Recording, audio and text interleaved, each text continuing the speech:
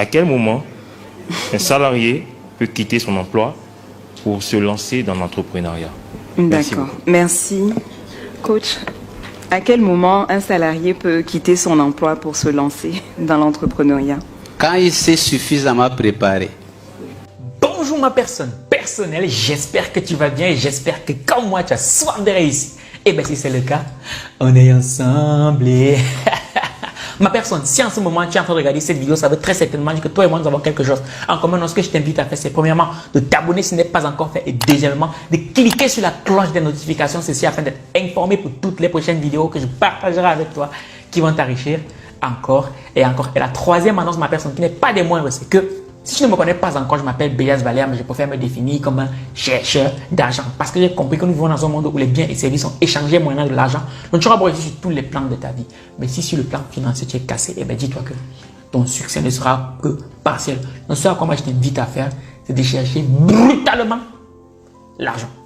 Donc comme promis, dans la dernière vidéo de Ricardo Kanyama, au cours de laquelle il partageait avec toi 3 histoires, Ricardo Kanyama que je ne présente plus ici, vous avez été plus de 100 à liker cette vidéo. Donc aujourd'hui, je te présente la partie 2 de cette vidéo-là. Alors, dans cette vidéo, Ricardo Kanyama va partager avec toi 3 leçons capitales que tous les riches savent, sans lesquelles tu ne peux pas devenir riche toi aussi. Générique.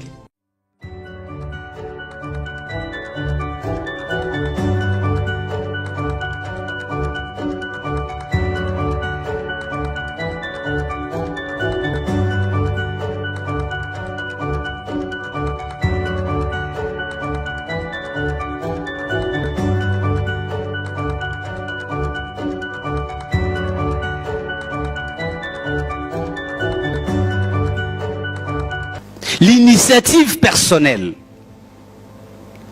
Parce que c'est la voie royale qui peut t'amener là où tu veux aller. Mais lorsque tu épargnes, aujourd'hui je n'ai pas eu assez de temps pour parler de l'épargne. D'abord tu épargnes pour une intention. J'épargne pour devenir riche. Donc c'est l'épargne pour l'investissement. Ça veut dire, même si on t'amène n'importe quel problème du monde, ce n'est pas à résoudre avec cette épargne. Vous savez, beaucoup de gens épargnent en Afrique, pourquoi ils sont pauvres? Ils épargnent pour on ne sait jamais. Il dit j'épargne parce que dans la vie il y a les problèmes. Oui, mais cette intention-là va se réaliser. Oui, c'est la loi de l'intention. Beaucoup de gens me disent, mais monsieur Ricardo, j'ai épargné, je ne suis pas devenu riche. Je lui dis, mais tu veux épargner pourquoi? Oui, mais pour on ne sait jamais. J'ai dit, on ne sait jamais était venu dire oui. J'ai dit, oui, c'est ça. Il y avait 2 objectifs différents. Maintenant, épargne pour devenir riche aussi va venir. Et il y aura des tentations. Toi-même, nous sommes en Afrique. Vous voyez, hier on a dit c'est toute la famille qui te dérange. Quand j'ai commencé à épargner, j'ai fixé comme principe c'est pour devenir riche. Mon frère tombe malade. Mon grand frère. On était tous dans la pauvreté. Je l'ai aidé avec tout ce que je pouvais aider.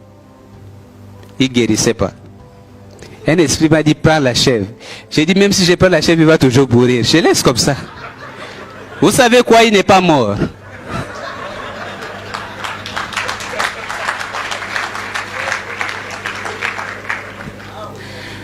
Nous ne pouvons pas parvenir à l'indépendance financière si nous n'avons pas de capacité à conserver la richesse pour l'investissement. Mais pourquoi je le fais? Parce que ma perception est différente. Lorsque tu travailles chez quelqu'un, tu travailles ici chez Orange. Si tu as des problèmes personnels, tu vas prendre à la caisse l'Orange? Non. Mais cette épargne, c'est en fait mon entreprise. Et l'entreprise, ce n'est pas moi. L'entreprise, c'est une personne morale. On voit même lorsque vous vous lancez dans l'entrepreneuriat, vous avez des problèmes avec des amis. Pourquoi? Lorsque j'ai travaillé dans une société pétrolière, on sait que tu es au travail, tout le monde te respecte. Quand je démissionne, je viens continuer dans mes business, tout le monde qui arrive, il t'appelle Ricardo, viens me prendre à l'aéroport. Les jours de la semaine, j'ai dit non, mais je suis au travail. Il dit quel travail? Toi, tu es chômeur. Toi, tu travailles chez toi. J'ai dit donc, toi, tu trouves que ça, c'est pas un travail. Ma personne, le point sur lequel j'aimerais attirer ton attention ici, c'est que sans discipline financière, il te sera impossible de devenir riche. Je répète, sans discipline financière, il te sera impossible de devenir riche. C'est quoi la discipline? La discipline, c'est le fait de faire ce que tu es censé faire, même quand tu n'as pas envie de le faire. Et lorsqu'il s'agit d'argent, c'est exactement la même chose. Tu sais, lorsque tu seras dans le processus d'enrichissement, tu sais aussi bien que moi qu'il faut commencer par épargner. Et lorsque tu vas épargner, tu vas avoir toutes sortes de problèmes qui vont venir devant toi. Toutes sortes de problèmes. Et là, il va falloir que tu sois très très discipliné par rapport à ton argent. Il va falloir que tu apprennes à raisonner non pas avec tes émotions, mais avec ton cerveau. Parce que lorsqu'une personne va venir te voir, elle va te dire vraiment Valère, je suis malade, j'ai vraiment besoin d'argent en ce moment. Si tu laisses les émotions prendre le dessus, qu'est-ce qui va se passer? Tu vas aller piocher dans ton épargne, tu vas aller piocher dans ton entreprise pour pouvoir résoudre ce problème et tu vas voir que ton entreprise ne verra jamais le jour. Alors que si tu commences à raisonner avec la logique, qu'est-ce qui va se passer? Premièrement, tu vas commencer par budgétiser. Donc, tu vas te dire, ok, comme je sais que très souvent, il y a des imprévus, ben, lorsque j'ai une entrée d'argent, je mets peut-être 10% de côté pour les urgences, pour les aides. Mais dès lors que ces 10% sont finis, tu t'arrêtes là. Eh oui, parce que des problèmes, il y en aura toujours et tu ne pourras pas tous les résoudre. Donc, il faut vraiment être clair par rapport à cela. Donc, une astuce que m'a donnée ma copine qui marche super bien, avant de faire une quelconque dépense, je me pose une question. Est-ce que cette dépense était prévue? Est-ce que cette dépense était prévue? Parce que même lorsque tu définis un budget pour les imprévus, c'est une dépense prévue parce qu'un imprévu, tu dois aussi le prévoir. C'est de ça qu'il s'agit. Les riches sont très, très, très logiques, à la différence des pauvres qui sont très, très, très émotifs. En fait, quand nous disons devenir riche à partir de rien, c'est parce qu'il y a un mythe. Certains croient qu'il suffit d'avoir l'argent pour devenir riche. Mais ce qu'ils ignorent, c'est quoi? Dans mes formations, j'enseigne la loi de la convertibilité des richesses. En mécanique, nous avons appris qu'il n'y a pas la création d'énergie, mais il y a la transformation. Donc, l'énergie potentielle de l'eau qui tombe peut être transformée en énergie cinétique. L'énergie cinétique peut être transformée en énergie électrique et l'énergie électrique peut être transformée en l'énergie lumineuse. La même chose, pour devenir riche, il faut savoir qu'il y a plusieurs formes de richesse. Et vous pouvez convertir une richesse sous une autre forme. Donc nous-mêmes les humains, nous sommes d'abord une source infinie de richesse par nos idées. J'ai parlé des politiques de développement des capital humain. Justement, par les processus d'acquisition des compétences, on peut vendre ces compétences et avoir l'argent. Mais pour devenir issu aussi la même logique, ça veut dire qu'il faut d'abord acquérir certaines compétences dans ces domaines et poser certaines actions avant d'avoir l'argent. Les informations que vous avez suivies, c'est la richesse. Je vais vous donner un exemple tout simple de comment une information avait changé ma vie. Avant, je croyais que si tu veux devenir entrepreneur, il faut se lancer dans un domaine que tu connais. Et comme j'avais fait les techniques avant la philosophie, et je ne pouvais pas créer une entreprise de philosophie, j'ai dit je vais créer une entreprise technique. Mais je n'avais pas d'argent. Lorsque en lisant, j'ai appris que quelqu'un comme André Carnegie est devenu riche dans la métallurgie sans connaître aucune formule de métallurgie, je me suis dit oui, donc on peut devenir riche dans un domaine où on ne connaît techniquement rien. Et cette seule connaissance m'a aidé à m'orienter à des domaines qui répondaient aux besoins du marché plus qu'à mes connaissances techniques. Et j'ai gagné beaucoup d'argent dans des domaines où je ne connaissais techniquement rien. Les jours où je devais faire ma première clinique, je suis allé voir quelqu'un, j'ai dit mais je vais faire une clinique. Il m'a regardé, mais Ricardo, toi tu n'es pas médecin? Pourquoi tu ne sauras pas? Et je lui ai posé la question, j'ai dit, est-ce que tous les hôpitaux appartiennent à des médecins? On a commencé à citer les grands hôpitaux. Il dit non, j'ai dit voilà, il ne faut pas être médecin. Les médecins, c'est celui qui travaille dans un hôpital.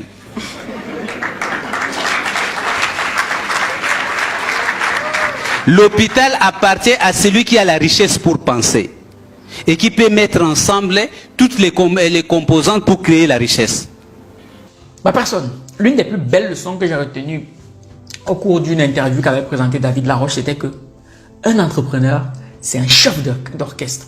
Un entrepreneur, ce n'est pas un artisan. Un entrepreneur, c'est un chef d'orchestre. Que fait un chef d'orchestre? Le chef d'orchestre, il se contente de composer la musique et de diriger les musiciens. Il n'a pas nécessairement besoin de savoir jouer d'un instrument de musique. Non, lui, il sait déjà ce que ça va donner comme musique. Il compose la musique et maintenant, il trouve les meilleures personnes possibles pour l'aider à créer cette ambiance-là. C'est exactement la même chose lorsqu'on se lance en business, lorsqu'on veut être un entrepreneur, lorsqu'on veut créer une entreprise qui va être florissante. Il faut que tu te comportes comme un chef d'orchestre. À chaque fois qu'il y a une tâche à exercer, pose-toi une question. Qui est la meilleure personne pour effectuer cette tâche? Et maintenant, c'est à toi de trouver les voies et moyens pour convaincre cette personne-là d'effectuer cette tâche-là. Eh oui, parce que tu ne pourras pas tout faire. Et d'ailleurs, Robert Kiyosaki, dans son livre intitulé Père riche, Père pauvre, dit tantôt que les personnes intelligentes savent trouver des personnes plus intelligentes qu'elles pour pouvoir accomplir certaines tâches. Et c'est exactement ce que un entrepreneur doit faire. À quel moment un salarié peut quitter son emploi pour se lancer dans l'entrepreneuriat? D'accord. Merci. Coach, à quel moment un salarié peut quitter son emploi pour se lancer dans l'entrepreneuriat? Quand il s'est suffisamment préparé pour vivre sans besoin de son salaire. Je vais expliquer. Lorsque tu as un emploi et tu as un salaire, ne fais pas comme si tu as atteint la finalité de ta vie. Tu peux utiliser ton emploi comme moment pour se préparer afin d'entreprendre un jour. J'ai commencé avec l'épargne en 2007. 2008, j'ai commencé des petits investissements. 2009, ça marchait un peu bien. J'ai commencé déjà à gagner un peu, mais comme on vivait toujours dans une boutique, les gens sont commencé à venir me voir dire, Ricardo, regarde, les affaires, ça ne marche jamais, il faut chercher un emploi. Et parce que tout le monde répétait, bon, je n'avais pas les niveaux actuels, psychologiquement, j'ai eu peur, je suis allé chercher un emploi. J'ai fait un concours, j'ai eu un emploi dans le milieu pétrolier comme cadre, et on m'a payé 3500 $. C'est à peu près 3000 euros. Mais le travail se faisait dans une base pétrolière, en dehors de la ville. Donc je vais travailler là-bas. Quand je suis arrivé, les premiers mois c'était bien. Première fois qu'on te paye un grand salaire. J'étais content.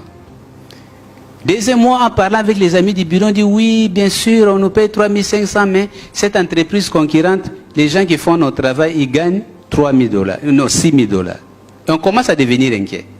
Et les rêves de tout le monde là-bas, c'était quoi? Non, un jour, nous allons quitter cet emploi pour devenir entrepreneur. Mais j'observais comment ils vivaient.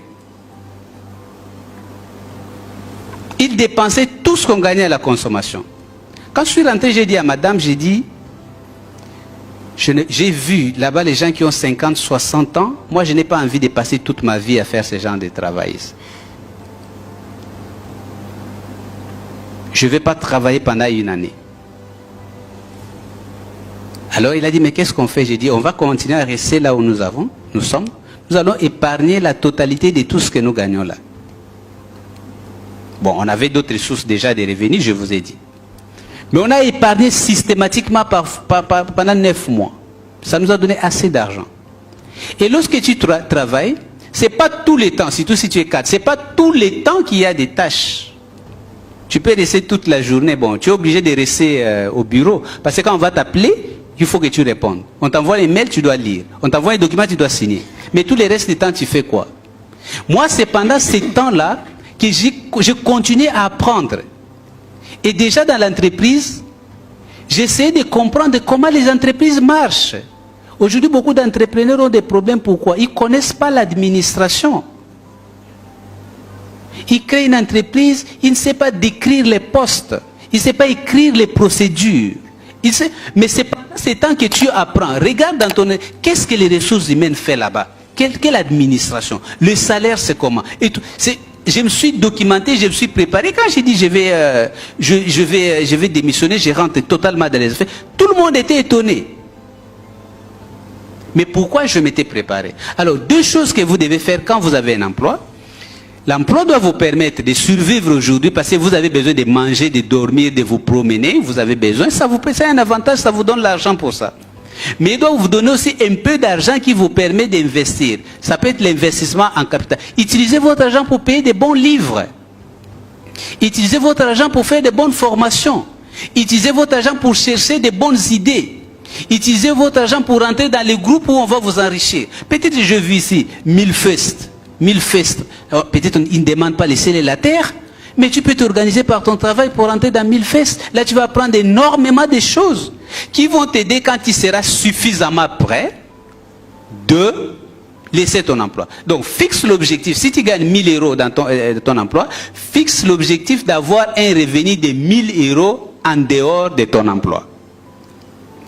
Et si tu atteins cet objectif, tu peux démissionner. Comme ça, ce que tu gagnes te permettra de survivre sans ton emploi. Voici un peu ma réponse à notre ami Abou de la Guinée. Merci. Ma personne, tu sais, très souvent lorsque je reçois des personnes en coaching qui me disent, Valère, moi aussi j'ai envie de me lancer en business, mais il se trouve que mon taf me prend énormément de temps. Je peux comprendre que des fois vous pouvez être dans un boulot qui vous prend énormément de temps. Et à ce moment-là, je suis souvent très radical. Je leur dis, si vraiment ton projet a de l'importance pour toi, change de boulot.